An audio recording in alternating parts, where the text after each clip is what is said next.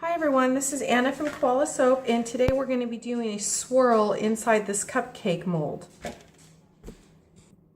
Okay, so the first thing we need to do is the mold has a frosting part and an the cake part. And what I did was I went ahead and I filled the frosting part with water and I measured it out. And then I put little markings here. So the frosting part, in case you do get this mold, is about 2 ounces or 1/4 of a cup. And so what I'm going to be doing is melting some shea butter, detergent-free goat's milk that I got from Wholesale Supplies Plus, and then we're going to go ahead and show you the technique we used. Okay, so we have our 2 ounces or 1/4 of a cup. It was like 2 blocks that I cut of the goat's milk. We need to use the heat gun, or if you don't have one of these temperature guns, not a heat gun, sorry, you want this to get as cold as possible before we mix the colorant in. Right now it's at 158, and from prior experience we know that we can probably go down to the 1-teens to the 120s. If you don't have a temperature gun, what you could use is just a skewer, and you keep stirring and you'll notice when it starts getting thicker. You really just want to wait till, if a skin develops, a really thin skin, then you just stir the skin so it melts back, and that's how you'll know it's time. So right now this is at 158. I'm going to go ahead and let that start cooling down a little bit. I've already put my fragrance in it. And I'm going to be using this slushy blue mica from Brambleberry. I really do love this color. I'm going to be using just a bath bomb because I like the flat part here. And I mix it with the distilled water that you can get at any grocery store. The reason I don't use alcohol is I'm going to try to go for like a tie-dyed or a swirl effect. And if I use alcohol to mix the mica, as soon as I put it into this goat's milk, it will just disperse and turn it all one color. So we're going to see if our technique will work. So we're going to get this down to the 1-teens, and I'm going to go ahead and just mix a little bit of mica. You don't need much. You don't want to put a lot of water in this either, but I'll show you that in a second. So I'll go ahead and start mixing this. So you're going to take about a little spoonful.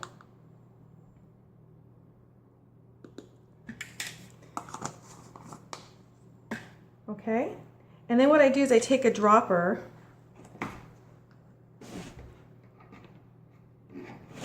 and I just start dropping the water in.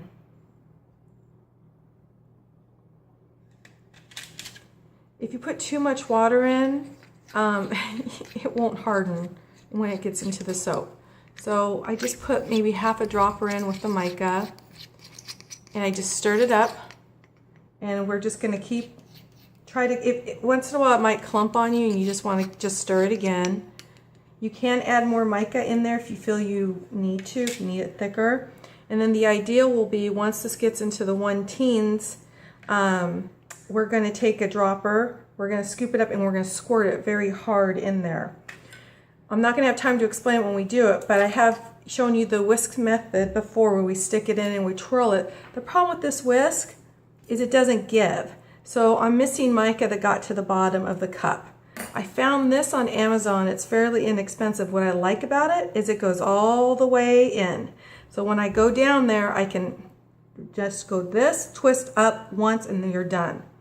So I don't really use this anymore, as you've seen in other videos, just because it just doesn't give, and a lot of the mica won't swirl. So if you can find one of these, it's on Amazon. I would definitely use this one. I'll put a link below. So let's see what we're at right now. Okay, we're at 136, so we'll come back when we're at about the 1-teens. Okay everyone, we're back. This is about 118. I don't know if you can see how thick it is. I went ahead and I'm going to re-stir this. Make sure that it's as thick as possible. We want this as cold as possible so that when I put this color in, it won't just go everywhere. So what I'm going to do is I'm going to take a dropper full, maybe halfway, squirt it in hard. Okay, I'm going to take the whisk, down, up, swirl, up. That's enough. Okay, don't do any more swirling, just pour it into the mold.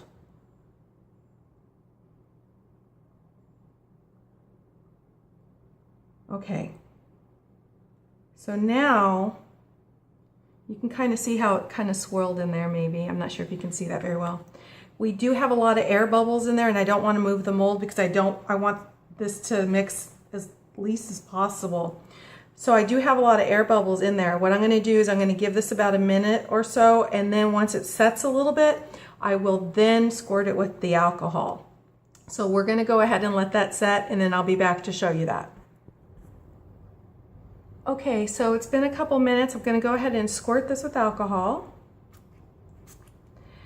And what I'm going to do is I need to figure out what color I want to actually make the cake part. I think since I have a little bit of blue left here, I'm just going to make it like a lighter blue, or I might do a pink. I'm not sure. So by the time this hardens, you need to make sure this hardens before you do the cake part, or it will, because for some reason on these silicone molds, what I've noticed, if they're really thick like this, it tends to hold in the heat a little bit more in the middle, and so when you pour, it tends to go down in it. So I would just wait for it to harden until you have a really thick skin in it, and then you don't want to pour this too hot either.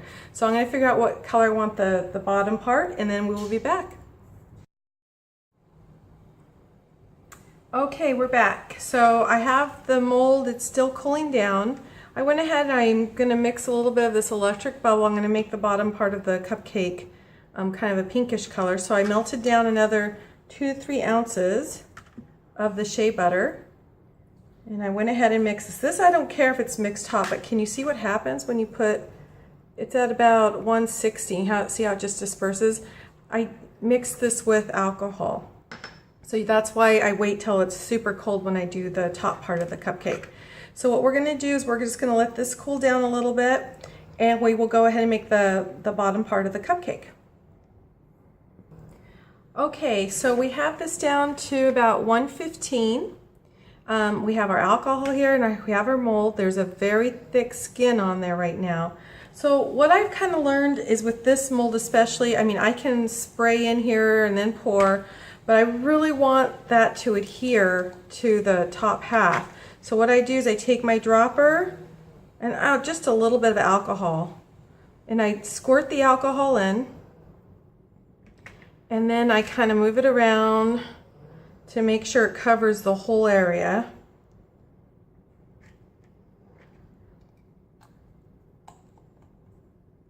And then I'll squirt a little on the side, but I'm more concerned about it really adhering to this part, because when I take the mold out, it can be a little, you have to fold it up, and I just don't want it to separate. So we're going to go ahead and pour it in slowly. I don't need a spout for this one. And the alcohol will evaporate. And I just pour it to the top. Now, I'm not on an even surface. I can tell this tray is a little warped, so it may not stand perfectly. And then this we can squirt with alcohol for bubbles. And then we'll just wait for it to cool for several hours, and then we'll do the unmolding. So in the meantime, if you guys like these videos, please hit subscribe and the little bell icon so you can be notified of more videos when they come out. Also, if you go to koalasoap.com and join the mailing list, we do give out free molds monthly, so don't miss out on that. No cost to join the mailing list. And after this is unmolded, I would love to see your variations, and I would love to even post it on our website. I would just love to see other people's ideas on how to make this look even better so that I can learn from it. So we'll come back in a few hours and we'll go ahead and unmold this and see how it looks. Okay everyone, we're back. The soap has completely cooled. We're going to go ahead, the way you get the cupcake out of this type of a mold, because it's really kind of big, is you have to peel up. Okay, so you have to get all the edges and peel it up all the way around. Okay, and then once you get to this point, you can start pushing it down on the top. You can see how it comes out. Oops, and there it is. Okay. Okay, so this is going to weigh about about 5 to 6 ounces. And as you can see, it came out really nice on the swirl, and so did the actual cake part. So I think the mold is a win-win, and this is a way that you can get several different tones into your piping. I would let this harden up just to make sure, but it's for a couple days. And then I would, if you're going to shrink wrap it, put it in a 6x6. Don't do a 4x6 shrink wrap. It's just easier to get it in. But there you go. Thanks for watching. Don't forget to subscribe, and we'll see you later. This is Anna from Koala Soap.